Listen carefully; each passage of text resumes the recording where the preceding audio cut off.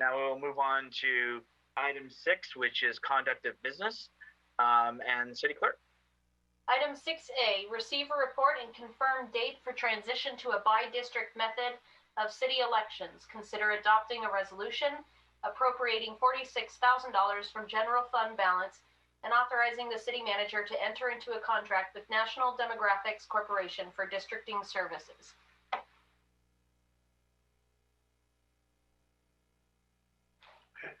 We'll turn it over to the city manager. Good afternoon, members of the City Council and members of the public watching at home and on Zoom. I have the pleasure to present this presentation regarding by-district elections. Supporting me tonight to answer any questions will be the city attorney as well as the city clerk who have supported this endeavor and were part of the presentation that you received in 2020. So the objective for this item, we want to follow up on council's direction and your intent to transition to district elections for the November 2022 city council elections and obtain approval tonight to initiate the required work. That's the demographic analysis, the public outreach, the production of preliminary district maps, and the development of various options for the city council to consider. Our last objective is we want to outline the scope of work and the schedule for this districting process. The recommended action is before you on the screen as well, and the city clerk just read it. So we'll come back to this towards the end of the presentation, but it's to essentially initiate this work with a firm called National Demographics Corporation. So our presentation has an agenda. We'll go through a little bit about the background. We'll talk about the services from NDC and the summary schedule. We'll then talk about the by-district elections and how that may interface with mayoral election structure, and then talk about next steps. So background. Council will remember that on March 10th, 2020, you received a very detailed staff report that is attached to the staff report for tonight. That staff report regarded options to mitigate the city's exposure from a potential claim that we are not in compliance with the California Voting Rights Act, as well as attorney fees that could have to be paid due to the receipt of that claim. In addition, the City Council received a detailed presentation from Doug Johnson, the president of the National Demographics Corporation, on transitioning to a by-district method for city elections. And there were several conversations with regard to the California Voting Rights Act. We are not replicating that presentation for you tonight. We are beginning from your prior direction. At the end of the March 10th meeting, the City Council also discussed ways to mitigate the risk and eventually adopted a resolution of intent to transition in either 2020 or 2022, thus obtaining a safe harbor. And the language from that City Council resolution is on the screen, and I'll read it. It expressed the City Council's intent to transition from an at-large election system to a by-district election system for City Council members commencing in either November 2020 or November 22. The very last thing that the City Council directed was for staff to come back to the City Council at the very next meeting for further discussion, and we did that. And so on March 24th, we returned to the City Council, and there was a significant discussion with regard to the pros and cons of transitioning to district elections in 2020 or 22. And you'll all remember that COVID-19 was really new to us, and there were significant conversations about the unknowns related to community engagement and exactly how remote participation would work during COVID-19, which had just begun.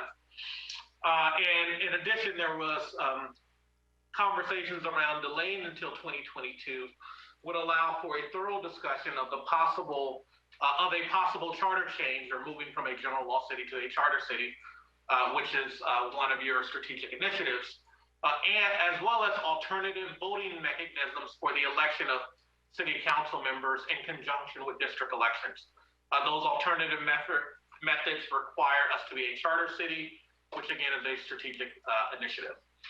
And so at the conclusion of the March 24th, 2020 meeting, the city council passed a resolution to postpone the demographic analysis and community engagement until 2022. And so it was instead discuss and decide if we are going to a district election structure in 22 after the community outreach and public engagement. And again, that's what we're here to talk about launching. And so in furtherance of that, the staff communicated once again with NDC, National Demographics Corporation, and received an updated quote for the work to begin. At a high level, there's a very, very detailed scope of work attached to the staff report, but NDC would provide support for a advisory or independent districting commission. That is an option. Not every city does it, but many cities do, and we will bring that discussion to the city council on if you would like to set up an advisory or independent districting commission. The proposal within NDC does include the cost to support that commission at no additional cost. There's, of course, a demographics analysis and using census data. There's the GIS mapping. There's presentations at public hearings where NDC will provide an overview of redistricting laws and the jurisdictional demographics, a lot of the information about the California Voting Rights Act and why cities increasingly are transitioning to district elections. So that's built into the scope to have that public education. They will provide outreach assistance, a project website, and then various online mapping tools for both the city council and the public. Per state law, to undertake the districting process, there are at least 5 meetings that have to be conducted. And we are, by the way, planning more because there are various community engagement workshops. But the minimum is 2 public hearings prior to any maps being drawn or discussion of the composition of the districts. 2 public hearings after the maps have been drawn, during which the public can provide input regarding the content of the draft maps and propose a sequencing of elections. And then another final public hearing to introduce the ordinance to establish ByDistrict Elections. And then a final meeting that has to occur at least until the next regularly scheduled meeting for the adoption of that ordinance. So the project timeline in summary is on the screen. This is roughly a 10-month process, and so it is beginning from June 2021 going until April 2022. The tasks for each of the various phases are on the screen. So in June and July, there will be project planning discussions about the public mapping tools that we will use. Again, that decision on whether we will have an independent commission or advisory group, and talk about a host of other options related to the project and the components. And so there will be meetings of the city council where we will have these discussions. Staff will have some internal launch meetings and then prepare to bring those decisions to the city council. And then we'll begin the project outreach and really ramp up our information sharing to the community. Through July through September, the mapping tools will be prepared with preliminary population data and pre-draft map hearings will be held. October 21 through January of 22, the census data will be received and processed, and they'll develop the draft maps and have public workshops and hearings and develop the information for the city council to consider, with the idea that we would come to January through April and have the final process for any revisions to the map, but have final city council action on if we're transitioning to district elections, what will be the sequence of those elections by April 2022. Another part of this presentation, there have been conversations at the city council with regard to adjusting the mayoral election structure. We did have conversations with NDC about this. And so that's included within your staff report. And we'll give a few slides to just have that discussion because the city staff has been directed to take a look at the cost of potentially putting an item on the gubernatorial special election for 21. And so we will be coming back with that information. The date of that election is not known, but there have been some questions on how would that potentially relate to district elections. And through these slides, we hope to talk about that briefly. So as we know, our current San Bruno mayoral election structure has a directly elected at-large process. And what does that mean? So directly elected means elected separately from the other seats on the city council. At-large means essentially that there's no district. There's no residency restriction within the city. And this was adopted and approved by San Bruno voters in 1977. Key point about by-district elections is the process you have to elect your mayor is not mutually exclusive with having by-district elections. And what that means is that the city may retain its current structure for how the mayor is elected, or you may change that process, which again will require voter approval. And so at a high level, we wanted to just show that, which is this is our current structure where the blue line represents the city boundaries, the red line represents the mayor's position. And so our current process is, as you know, 5 persons on the city council, not all of them with the mayor directly elected at large, and the other 4 city council members serving at large. And so should the city decide to go to district elections and retain the current directly elected at large mayor, that is possible. And there's a graphic of that on the screen. And so that is where you would have 4 council districts. Instead of having your 4 council members at large, there are 4 specific city council districts, and your mayor remains directly elected and at large. Should the city council decide to put the measure to potentially change that before the voters, in a rotational structure, you have a couple options. One is to have, as shown here, is a by-district process with a rotating mayor where you have 5 districts and the mayorship rotates among those 5 districts. And so in this model, you would not have a at-large district.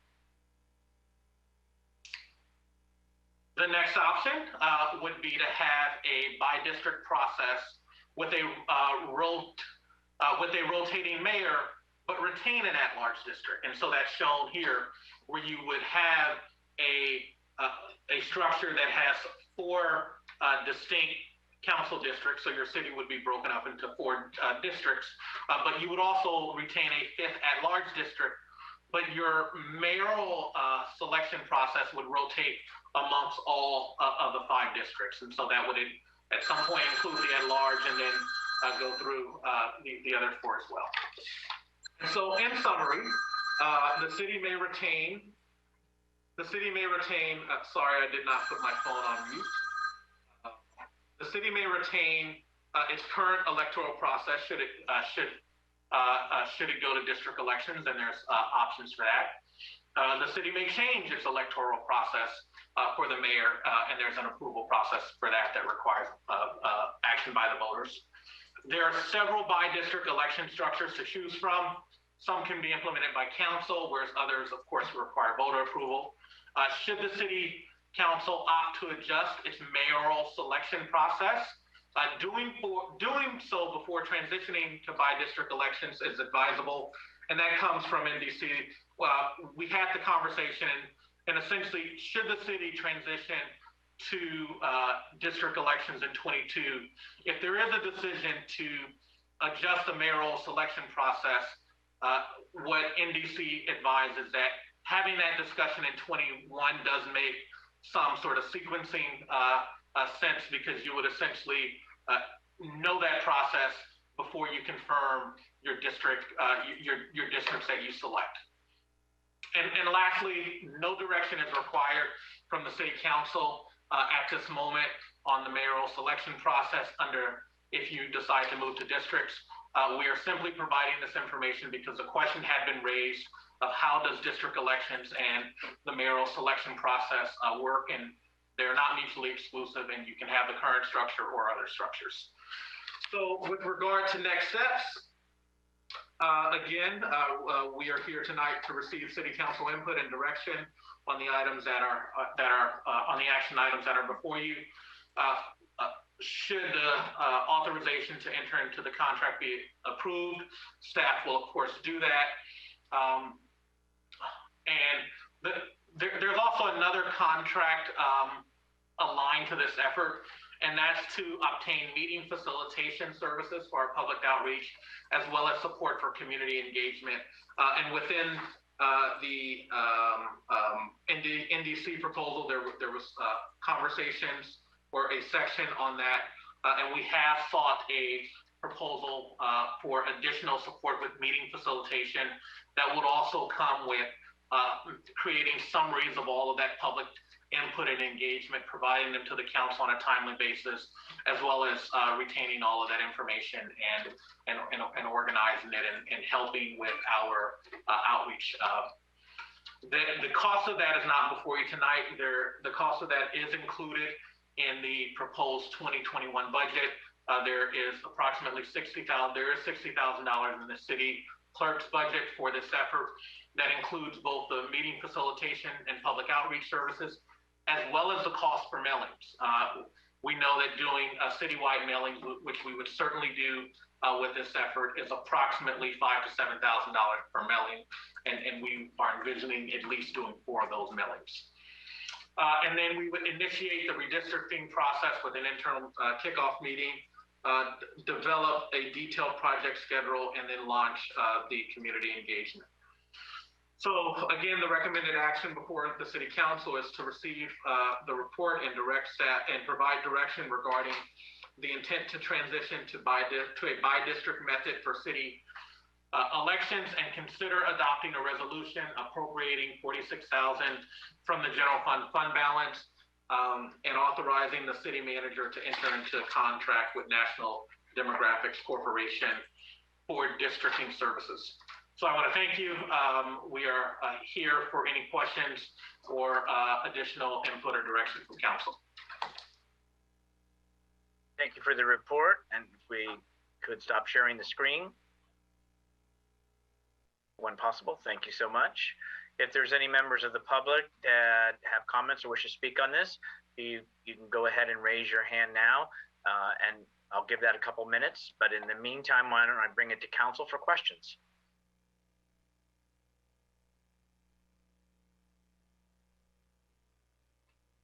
Councilman Mason.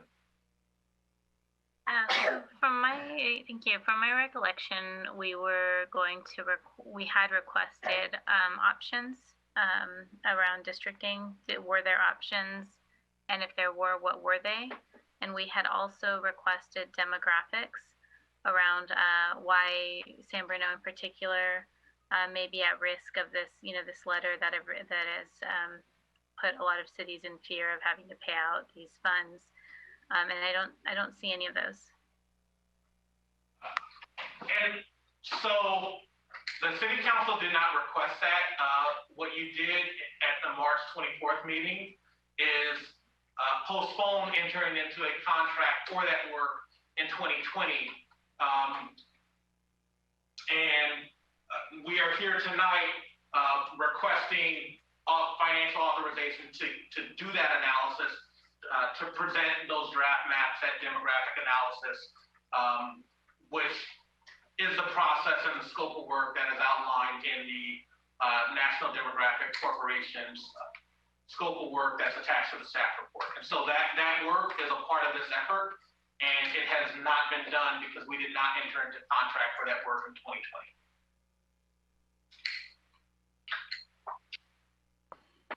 Okay, so I'll have to watch it, but I know that I had requested what the alternatives were and what the options were when this came to us last year with a contract, and I believe it was for $75,000. Councilmember Mason, at that time, the contract was $45,000, and it is only $1,000 more this year. and that was on the May 10th and May 24th agenda items for 2020.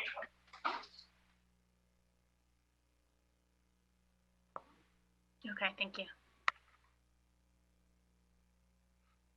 Other questions from colleagues?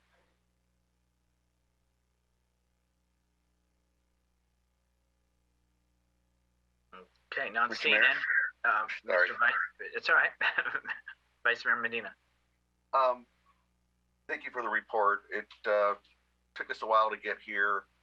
I think we were being cautious in moving forward, and I recall that at a certain point we also were told that getting the census data was really important because of the demographics, and that's not going to come until later on in the year according to the schedule.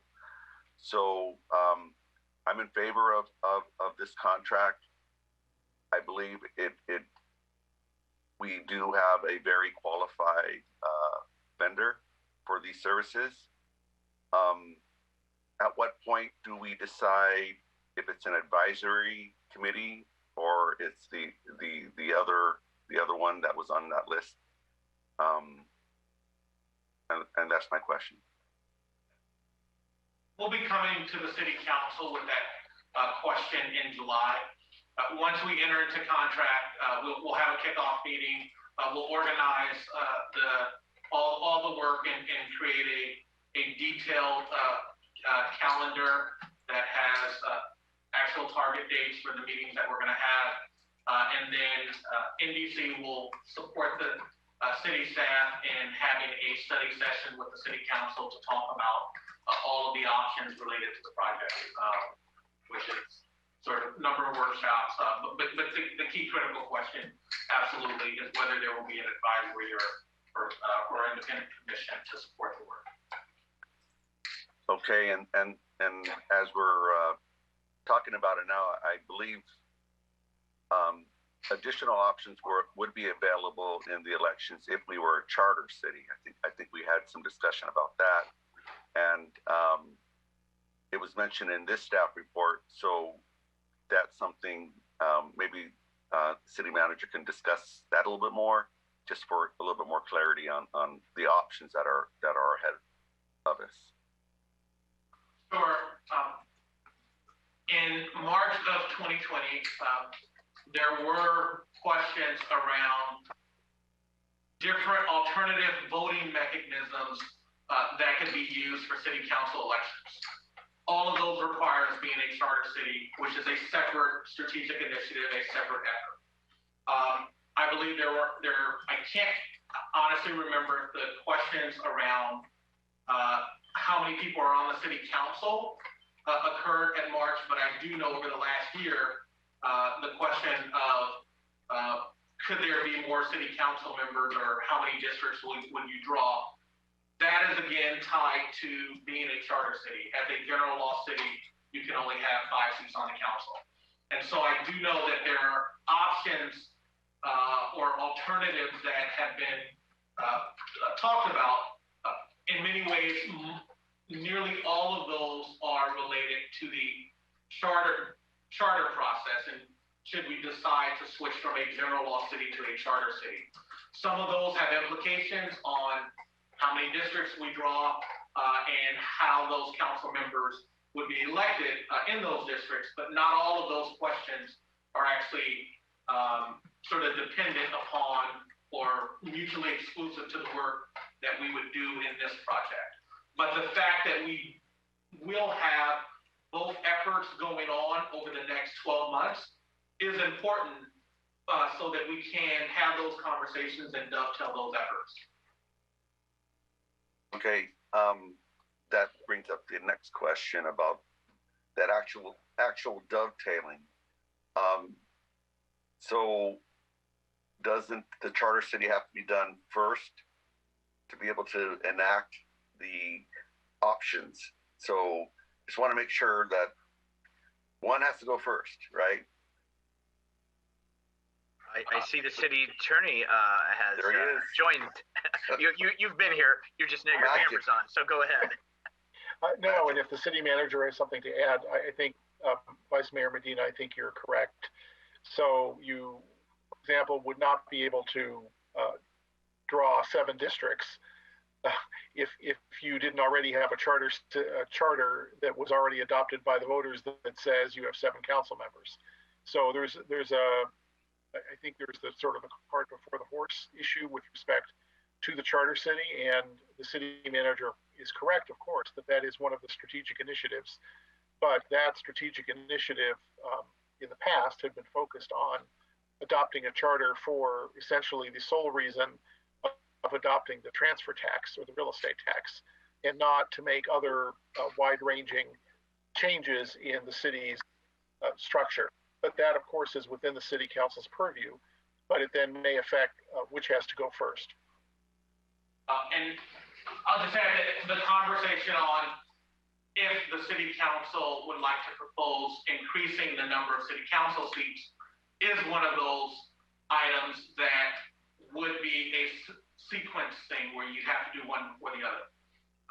However, if that was not on the table, you could certainly have alternative voting mechanisms, as council members have desire to receive information on, and you don't have that sequencing issue. And so the city attorney is right. When we launch the charter process, we will have to really decide at that point what's going to be in that proposed charter should we decide to move forward. And what we said during the strategic initiative process is, for lack of a better term, it would be a very limited charter process aligned to a potential real estate transfer tax. And so absolutely, every time we talk about a charter, additional things are brought up, and we're going to have to make those decisions.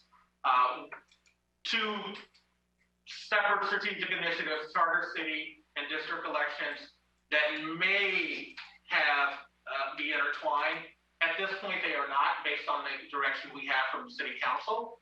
And so you don't have a cart before the horse issue if you decide to proceed with the demographic work, map production, and community engagement related to district elections.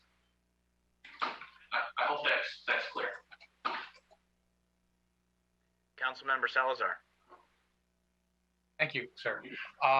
So I've over the past few years, I've heard a lot of confusion around charter cities and what charter cities can do and can't do. And hearing this conversation, I pulled up the state government code, and it says the government of a general law city, which we are, is vested in a city council of at least 5 members. So at least 5. We could do more. There's no upper limit in what a general law city can do. So I just wanted to point that out, that if we're going to bring up those parameters, let's make sure that we have them right, because I think there is an opportunity, if we wanted to go more districts, to do that. Councilmember Hamilton. Well, my comment on this part of the discussion might change based on what Councilmember Salazar just said.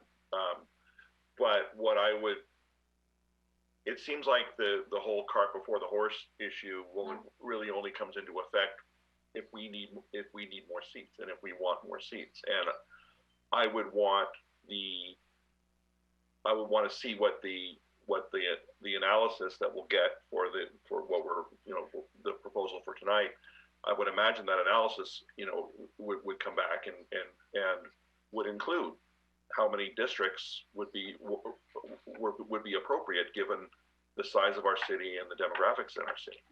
So I would, that might be the path forward, is just to move ahead the way that it's being outlined here.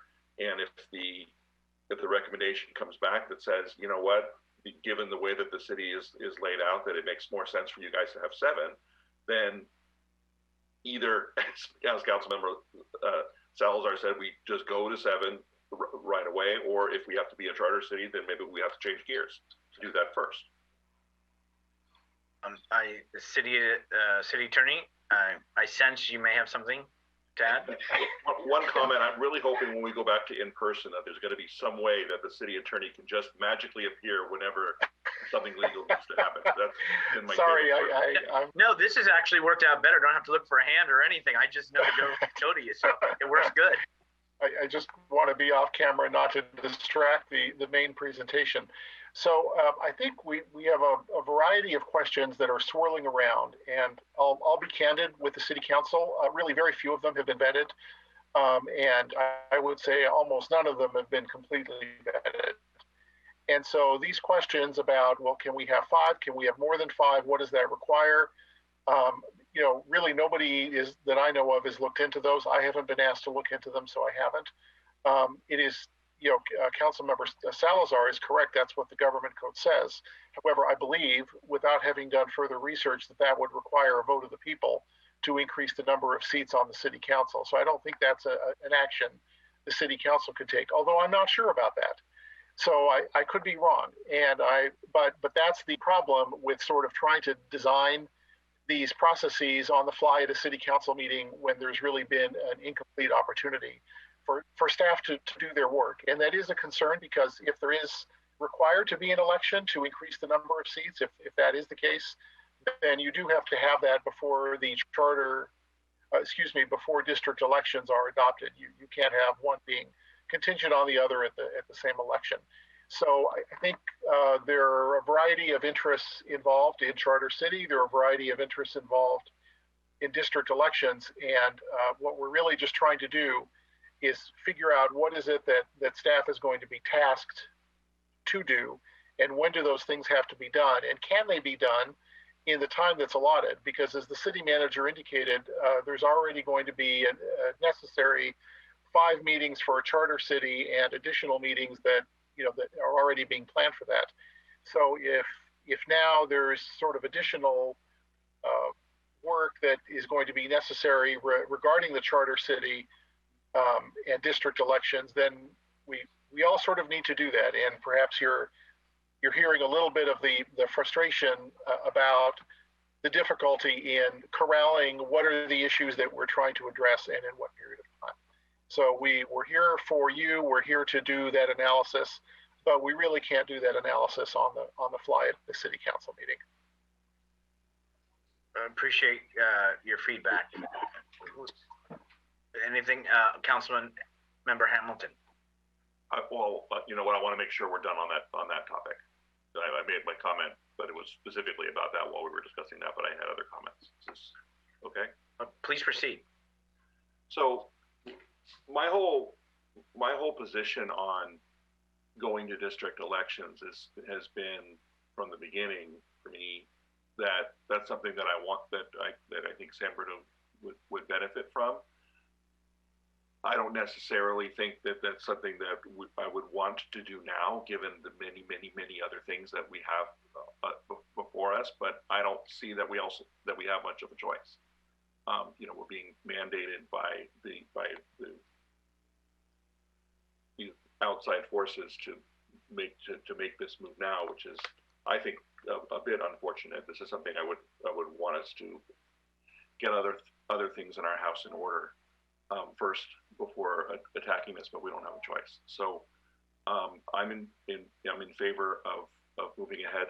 I'm also I'm incredulous to read when I was reading the staff report that it was even being considered that 2020 was a possible date to move to them, given all the work that needs to be done.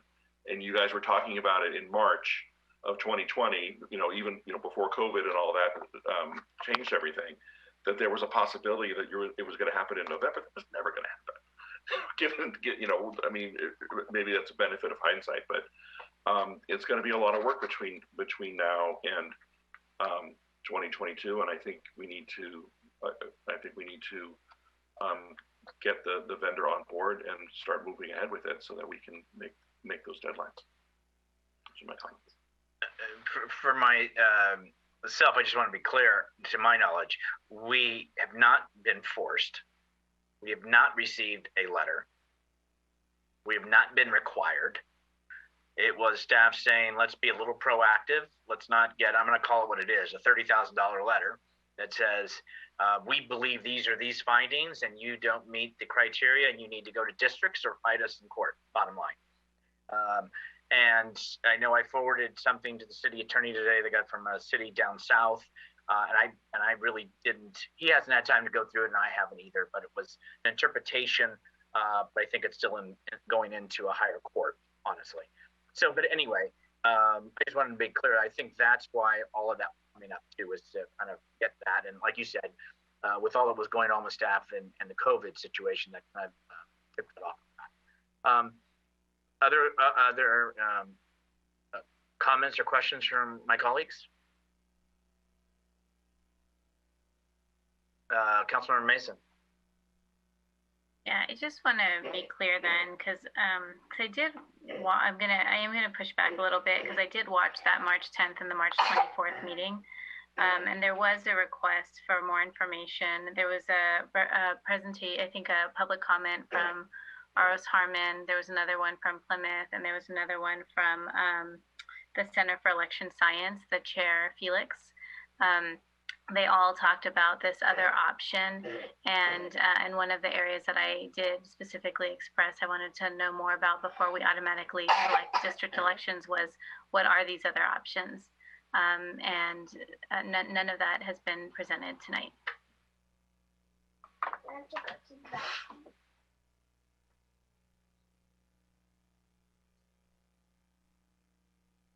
Sorry, city manager.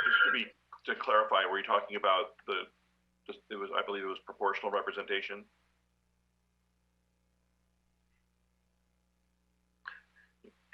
The city manager, did you have your hand up or?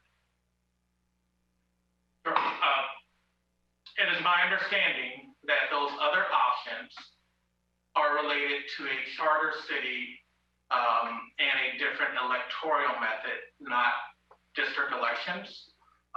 But what I recall is that the action before council that night was to approve the work with national demographics, so all of the analysis and options could be presented to the city council. In 2020, the election was to not proceed with that work, and so that work was not done.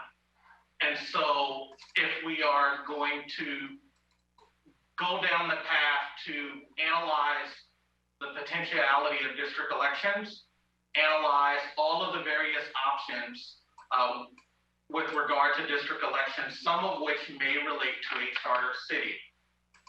We have to engage in the work to do that. And the work to do that is the scope of work with the National Demographic Corporation. And that's why we have the item that is before the city council tonight, is to do that work. It's not authorizing the NDC contract is not a guarantee that the city will transition to district elections. It's authorizing the work to be done to present the variety of options to the city council to make that decision and to make the other decisions that may or may not have an impact on a charter city or a other voter approved process. And I think you made a similar comment, if I recall, and you had said that we may need to actually get another consultant to come in to do that work to compare, and that was since last year. And this particular consultant specializes in districting. And I don't know that there are other districts that have done proportional representation, but I know that there's what appears to be somewhat of a think tank who has an entirely different method that I would really like to learn more about.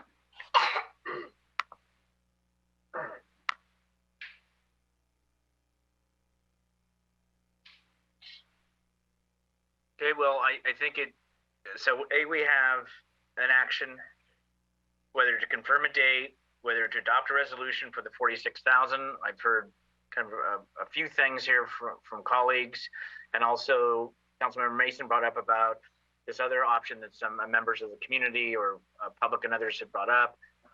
But is that a consensus that the council wants this other information as well? Because obviously, I think that's what Attorney Zaffarano is saying. You know, we need the direction, we need the guidance, Can't do it on the fly, which is correct. Councilmember Hamilton, I see your mic is on.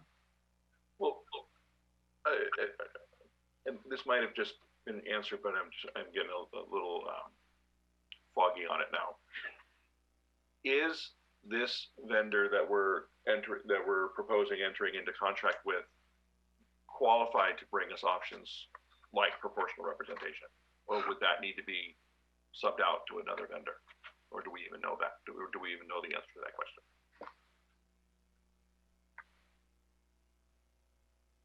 Proportional representation in city council elections is something that NDC is qualified to help advise on. There was a entity that came to the March 24th meeting that Councilmember Mason is right, is a think tank that has positions on and ideas about how to do proportional representation.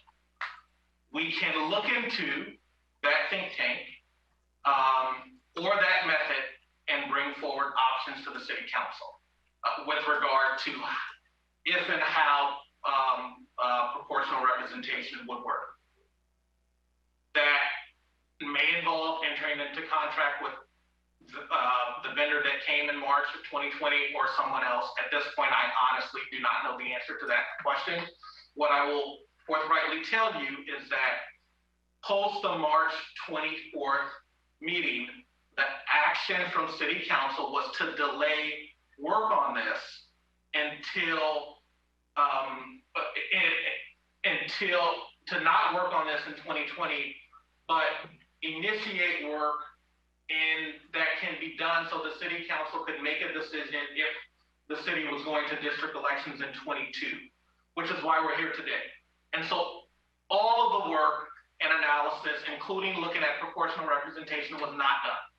And that was the action of the majority of the city council. It is true that Councilmember Mason talked about and brought up proportional representation at that meeting. And it is something that should the city council want us to look into, should there be a desire to bring that back, we will absolutely do that. And it is something that when we have that meeting in July with NDC and we talk about the options and start to envelop ourselves in this work, we can talk about it at that point. But until we really launch the effort, all of the various components and other items connected to district elections haven't been done because the effort hasn't begun.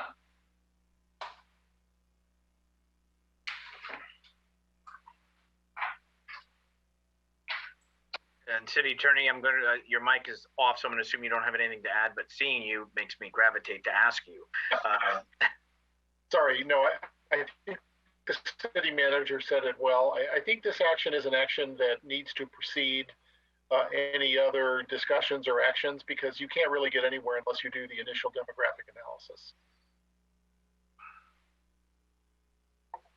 Okay, well, you've heard from staff council in the presentation. What's the pleasure of the council? I'll make a motion to adopt a resolution appropriating $46,000 from the general fund to enter into a contract with National Demographics Corporation for districting services and bringing other options for our elections. Okay, if the motion was clear, is there a second to that motion? I'll second. Okay, there's a motion made and seconded. City Clerk, are you clear on the motion? Yes. Okay. I believe so. I will do roll call vote. Councilmember Hamilton. Aye. Councilmember Mason. I apologize for clarification then. So the way that Councilmember Hamilton just read it, then it's like an amendment to the existing resolution because it brings other options. Is that right? That was my intent. That was my intention. Because the added language action says specifically districting services, so I wanted to make sure to include those other options. Yes, he added to it. As long as it includes the other options, then I'm a yes. So you're a yes. Okay, thank you. Continue. I'm sorry, City Clerk. Okay. Councilmember Salazar. Aye. Vice Mayor Marty Medina. Aye. Mayor Rico Medina. Aye. Motion carries. Thank you very much, City Clerk. City Manager, does that give you and or City Attorney enough direction? And The third direction, we will enter into contract with NDC to begin the work, have an internal staff kickoff meeting with the contractor, and then return to the city council for a number of critical decisions about the project, timing, scope, and other components. thank you.